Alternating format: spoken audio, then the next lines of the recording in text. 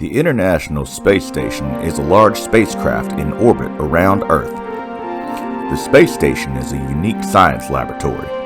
It orbits the Earth at an average altitude of approximately 250 miles. It travels at 17,500 miles per hour. In October of 2000, amateur radio equipment was launched to the space station. Amateur radio on the International Space Station lets students worldwide experience the excitement of talking directly with crew members of the International Space Station, inspiring them to pursue interests in careers in science, technology, engineering, and math, and engaging them with radio science technology through amateur radio. We look to accomplish that through Operation Space Talk, South Carolina.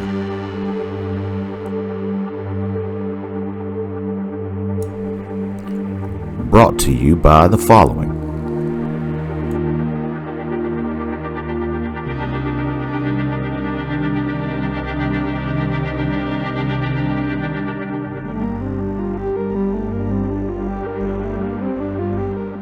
I'm headed to something pretty cool this morning.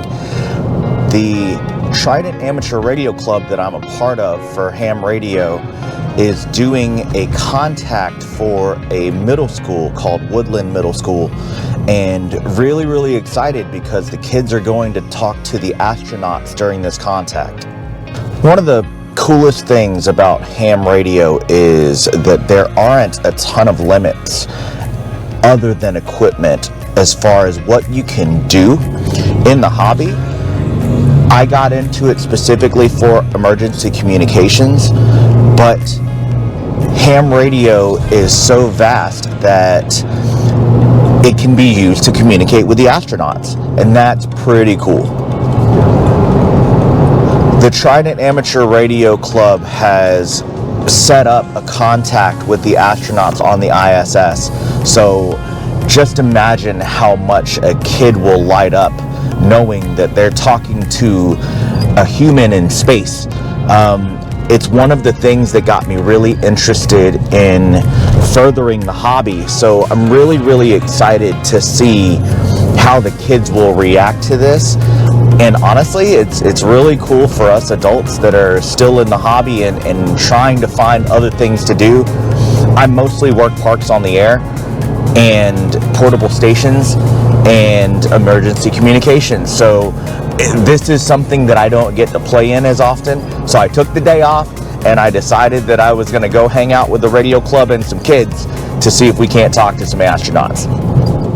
Hello, I'm Jim Wasson, Kilo Oscar 4, Mike November Bravo, from the Trident Amateur Radio Club Education and Scholarship Committee. Outstanding. And so this is a pretty amazing thing here. How did it all get started? Well, it was about a year ago. TARC was invited to give a presentation at Trident Technical College to a group of teachers, educators, administrators from schools all over the eastern part of South Carolina. And in the presentation, we talked about the resources that ARRL has for teachers, including the Teachers Institute and the Amateur Radio on the International Space Station program. And they picked up on it, and we asked, well, is anyone interested in doing this? And 4 schools raised their hand. And then we had to run a competition to see which school was going to actually host it. And here at Woodland High School, this is a brand new school. It's the first year that they're open. And we came out here and scoped it out, and that was the school that was chosen. So what were the requirements for the schools in order to be competing? So what we did was we put together classes, videotape classes that were recorded, and the students were given tests and they got points. And then they also had to build projects. They built crystal radios. They built robotics, rover robotics. They ran a competition on that. They got points for that. And then they submitted questions for the astronauts, and we graded all those questions, and they got points for that. So based on the most amount of points, that's the students that got to talk to the astronauts from all 4 schools, and this is a school that's going to host the event. That's really cool. It's such a privilege to be able to be part of something so special. What's your favorite part so far about this? Oh, just watching the kids, the excitement that they have talking to the astronauts. So they've been practicing for a long time, and they're going to be really hyped up. That's awesome. Have you made contact with the ISS yourself? No, it's my first time. Outstanding. I think we're all excited about this. All right, thanks, Jim. Okay, thank you. So, Bob, what does it take to put all this together? Yeah, so this whole thing takes a team of people, not only from the school, but also from ARIS, which is the amateur radio on board the International Space Station, and a team of amateur radio operators. So we put this together in order to spend 10 minutes, allow the students to talk to me, and ask questions of the astronauts on the International Space Station. Our astronaut today is Nick Hague. We anticipate a really great session. Yeah, I'm very, very excited about it. What is your favorite part about being involved in all of this and putting it together? I think probably seeing the reaction of the students when they actually realize that they're talking to somebody on the International Space Station, and when they get those responses to their questions that they very, very carefully crafted over the last few months. That's awesome. Did you ever want to be an astronaut when you were a kid? Oh, of course everybody actually wants to get it, but it was pretty early. Thanks, Bob. I appreciate it. Hey Rich, Steve Anderjack, KO4AFL. I'm the president of the TARC club here in Charleston, as well as have my own YouTube channel. And today we're out here at Woodland Middle School. We're going to do an ISS Contact. And we've just got a little bit of equipment set up. We'll run you through here real quick. What we have over here is a computer for video and also showing the satellite tracker.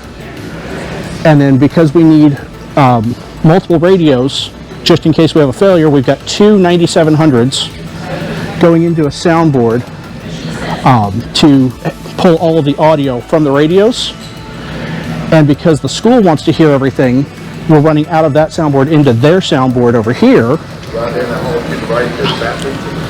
where we have all the audio coming in from the radios and the radio computer in through this soundboard, which we also have wireless mics. We have a Blackmagic video switcher, the school computer running a Zoom connection, and then my computer running my YouTube live stream. Sounds like a lot of stuff. And not to mention we have wireless receivers for the remote cameras that come into the video switcher. And if we step outside, we'll show you the trailer we're operating from. You can see we've got a pneumatic mast with a couple of Yagis up top for 2 meter and 70 centimeter. And that is got a Yaesu rotor that's tracking. If you step into the trailer here with me, Rich, watch your step on the wires. You can see we've got the Yaesu rotator control here that is all remotely connected, as well as SAT PC32 running. We've got a GPS clock that's all coming off the cradle point that's inside. So we have our own internet service as well. That's really awesome. Thank you, South Carolina Emergency Management. They're the ones footing the bill for that thing. So, works out. How's this contact gonna go? This contact's gonna go. There's a couple of, welcome speeches, because we actually went through 4 different schools, competed for this contact, and Woodland won the actual location point for it.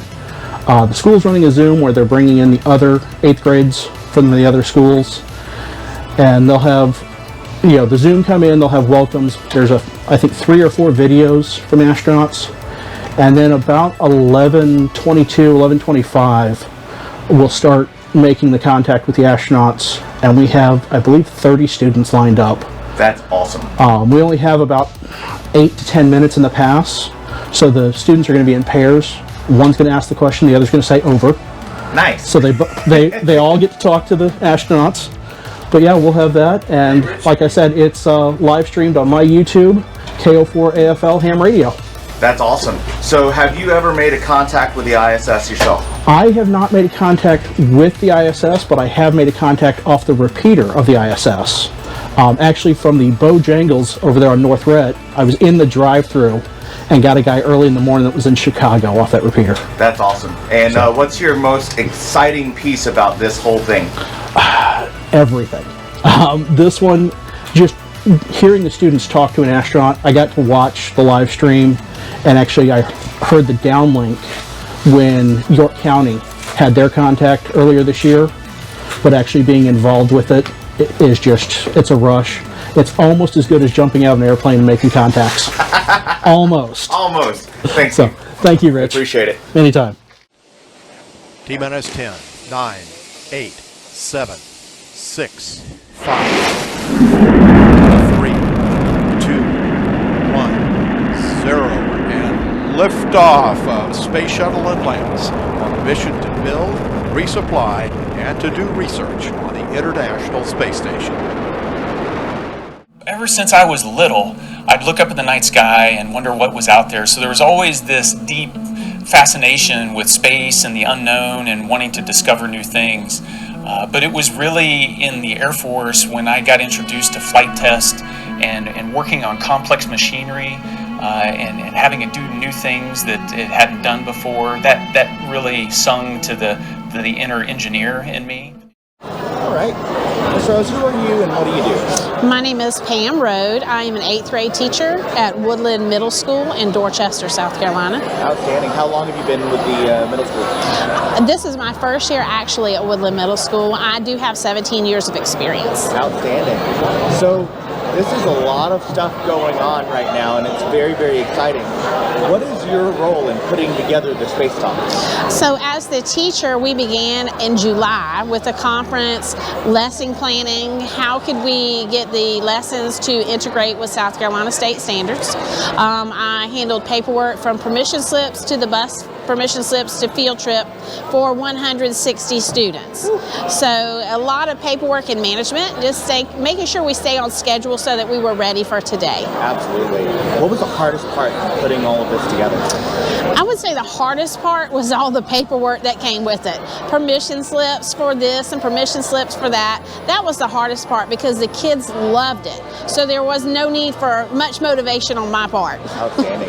And lastly, what is the most exciting piece that you want to see out of this? Out of this, I want to hear kids say, oh my gosh. I want to hear them say, I can't believe I just did that. Or, did you hear that?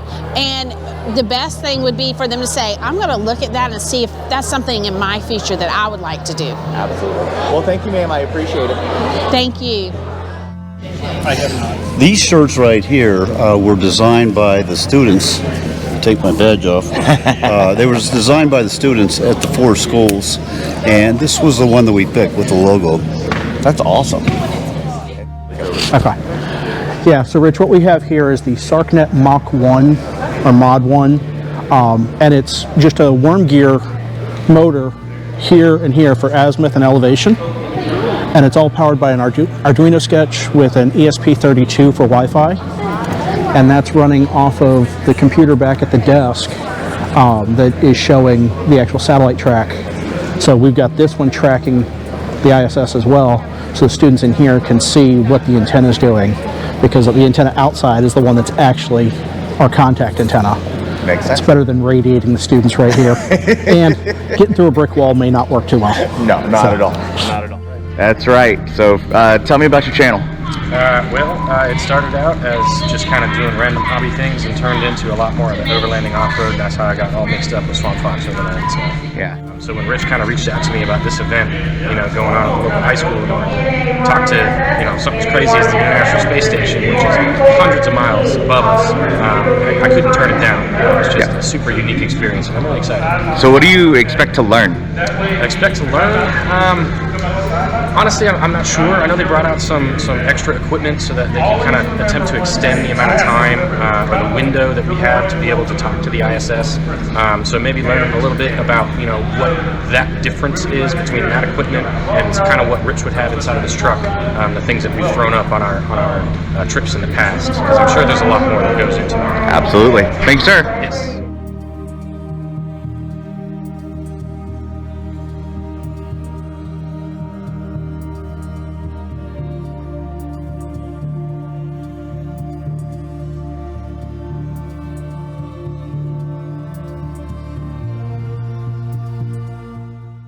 We've got 5 minutes, so at this time, I'm going to give a shout out to each of our middle schools. So if our middle schools can please get ready via Zoom, we're going to shout you out in just a second. Now the privilege, the culminating activity in which the biggest mission-controlled space explorers overtake the billionaires to ask questions of the astronaut while in orbit. Congratulations, students. You are ARIS champions, OSTSC superstars, and our 2024 astronaut ambassadors. NA1SS, NA1SS, this is November 4, Echo, Echo, calling for scheduled school contact, over. November 4, Echo, Echo, this is NA1SS, I've got you loud and clear, over. All right, let's go. Ready for the first question, over. Absolutely, let's go, over.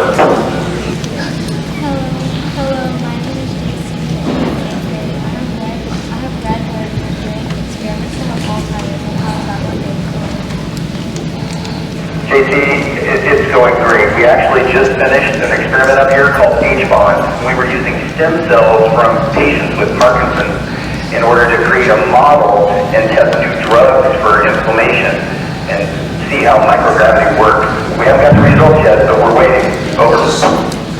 Hello, my name is Shariana, 8th grade. How do you creatively solve problems when traditional tools or resources on Earth aren't available on the ISS? Over. A little bit of ingenuity and a little bit of imagination. When you don't have the exact thing you need, you've got to figure out what's available around you and figure out how to make it work. And we do that on a daily basis up here on the station. Over. Hello, my name is Peyton, 8th grade. What advice do you have for aspiring astronauts? Over. The biggest piece of advice I can give you is dream big and work really hard. It's going to be a challenge to eventually get to this point. It's going to be a lot of hard work, but with you and a lot of grit, you can make it. Over. Hello, this is Ladesha, 8th grade. How would you describe your daily life now compared to your life when you were on Earth? Over. Here on the station, life is simple. What I do, everything is planned out for me and everything is provided to me. All I have to do is plan. On the ground, you're kind of...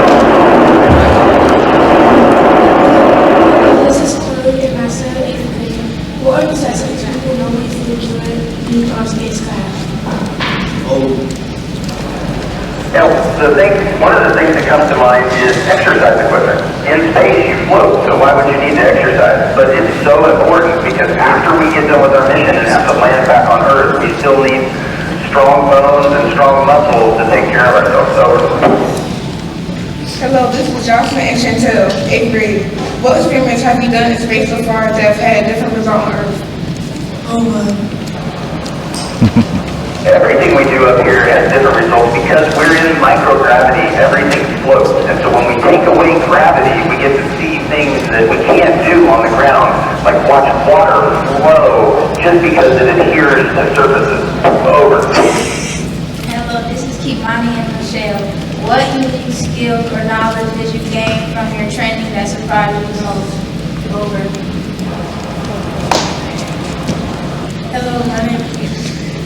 Hello, this is Peyton and Sky, 8th grade. What is your scariest experience you had being in space so far, and how did you handle that situation? Yeah, my scariest experience is actually being on a rocket launching to space, and the rocket essentially exploded. It came apart, and so we had to eject from that rocket. And how do you handle that? Lots and lots of training. So when you're in that moment, you know exactly what to do. Over. Hello, this is Landon. What drove you to become an astronaut and explore the wonders of space? Over. Ever since I was little, maybe even younger than you are, I'd look up at the night sky and wonder what's out there. And that sense of wonder and the idea of going and discovering new things has always driven me. Over. Hello, this is Keisha and Tanaya, 8th grade. What is the most enjoyable part of researching and experimenting in microgravity, exposure to space, and our unique orbit? Over. I think the most enjoyable part is being part of such a huge team that spans the globe and all these different research teams. I'm just an extension of the teams on the ground up here, and getting to meet those researchers that have spent so long trying to answer really tough problems and helping them is truly rewarding. Over. This is Carmelo, 8th grade. What project are you currently working on in space?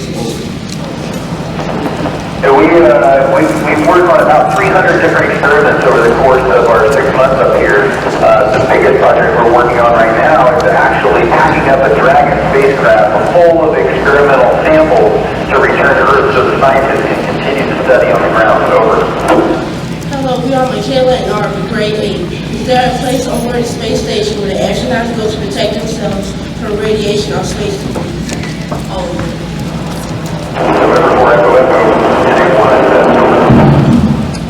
NA1SS, this is November 4 Echo Echo. Can you read? Over.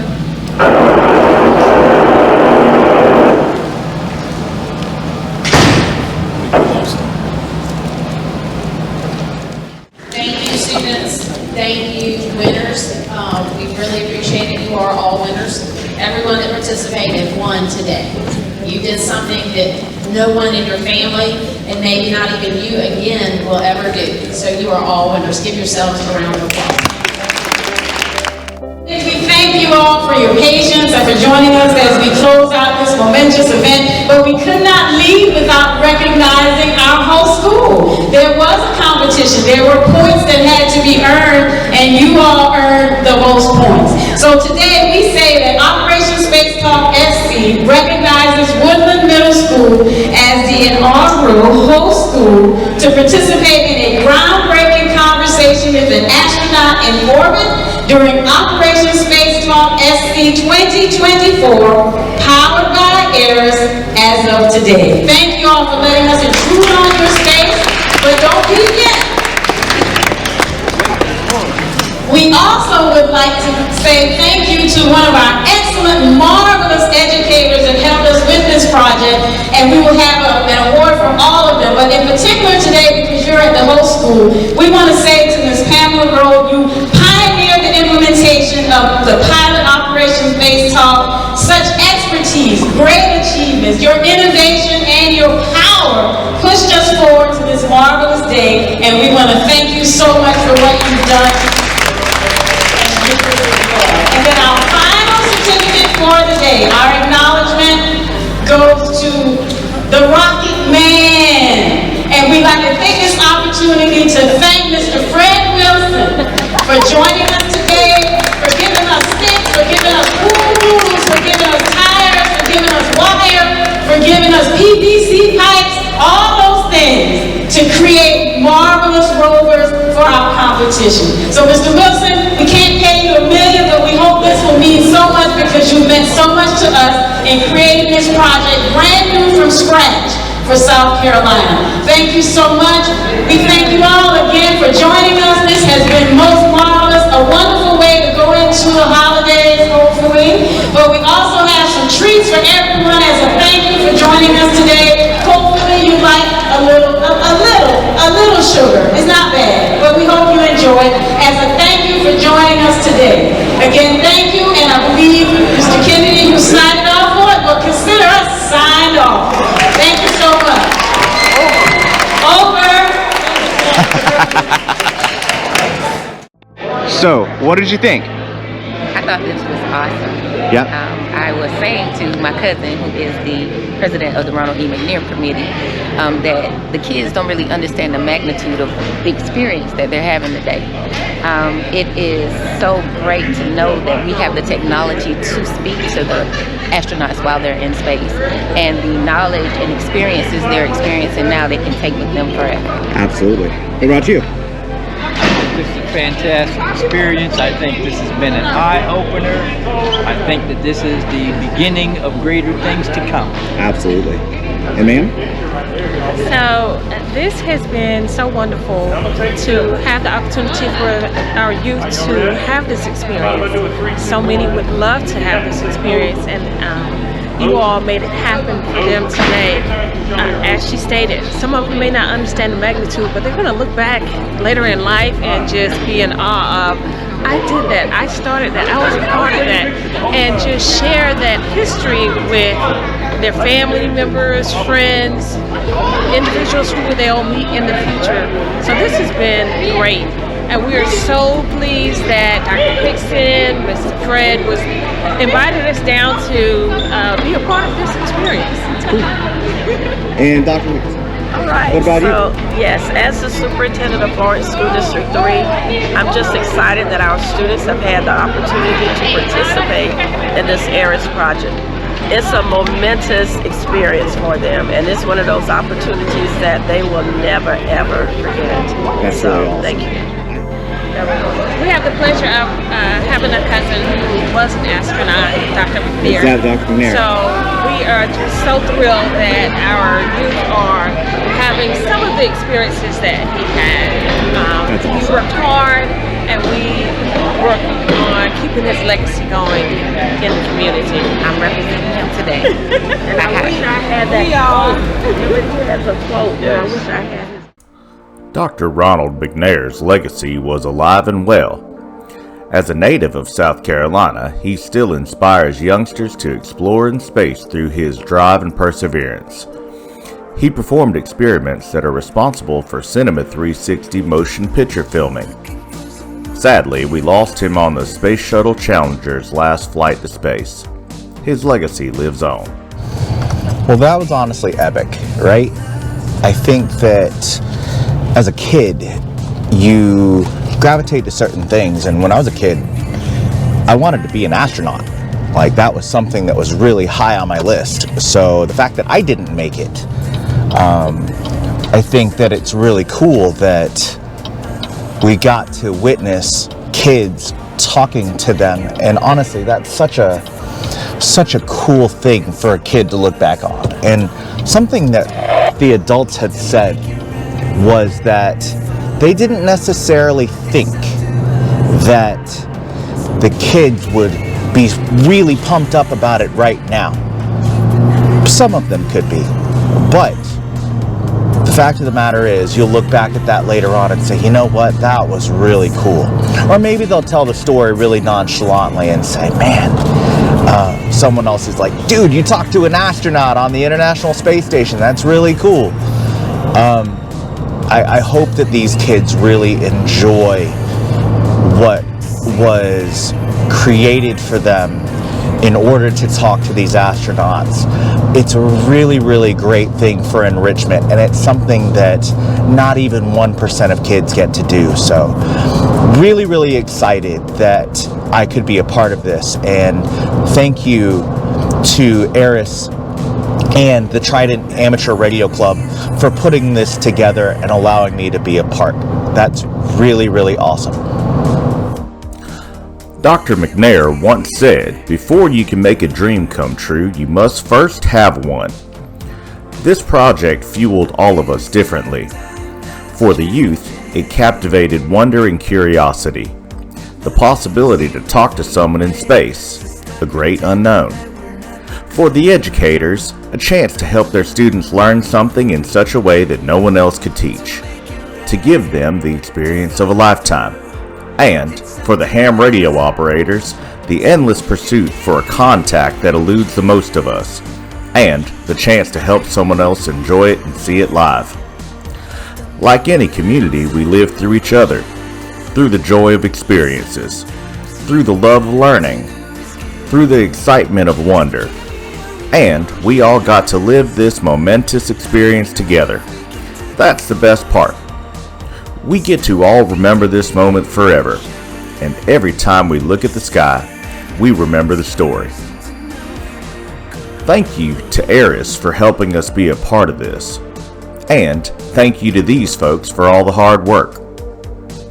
And thank you all for allowing Swamp Fox Overland and Outdoor to be a part as well. We are Swamp Fox Overland and Outdoor. 73. Over.